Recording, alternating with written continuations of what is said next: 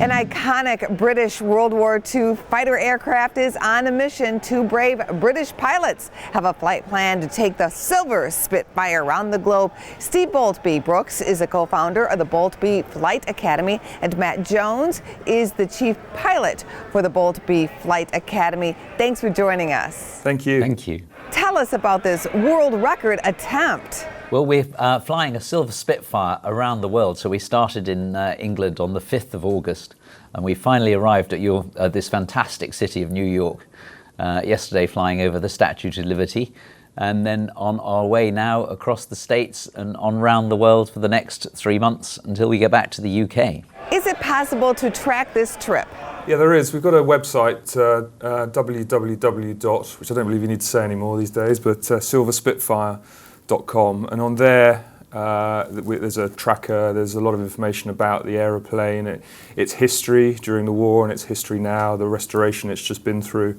So that's the best place for people to look. If not there, our sponsor, International Watch Company, IWC, have a lot of information on their website too. You have a partnership with a famous watch brand, IWC, a Swiss watch manufacturer. Tell us about that company, and you do have that watch on board.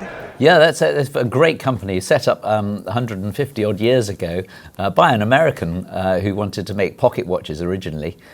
They have been fantastic. They are interested in making really precise, top quality timepieces, and that fits in beautifully with what we're doing because we're in a really high quality precision aircraft that is now 80 years old.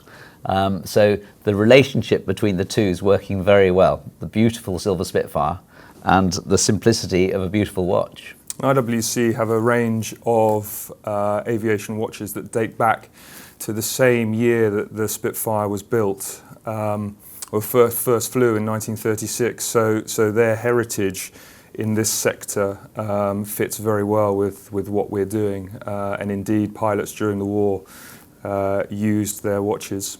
How can a watch help you with your travels? We obviously wear a wristwatch all the time, and if something goes wrong navigational-wise, we're relying on our timepiece.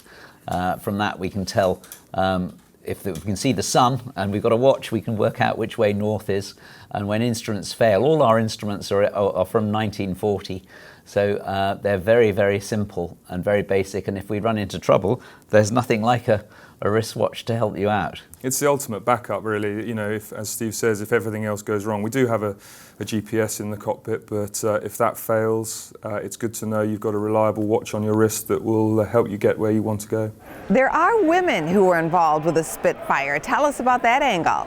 Well, all built by women in the Second World War who did the whole manufacturing. We've had to drill out 80,000 rivets out of it over 2.5 years with IWC helping us, and we've put the whole thing back together as it was in period. So it's the most fantastic piece of engineering. How is your flight going so far? We've been on the road for two and a half weeks now. We've had some weather issues, certainly, but that's part of the challenge. But with the lows of waiting for weather, we've had the most incredible highs, and flying over the Greenland ice cap was an astonishing experience. Getting a sense of the scale as we flew south through Canada, again, just incredible. And then to top it all off, flying north up the Hudson River at 1,000 feet yesterday with the Statue of Liberty in the background and the New York skyline all around us was just mind-blowing. And I'm not sure I've really reconciled the fact that we did it. So it's very, very, very special so far. We've covered 4,500 miles. We've got another 22,500 miles to go. So it's very early stages, but so far just incredible. Thank you, and safe travels to you both. Thanks, Angie. Cheers. Great, thank you. For more Business First AM, check us out on social media. We're on Facebook, YouTube, and Twitter. And go to businessfirstam.com for where to see our show on TV.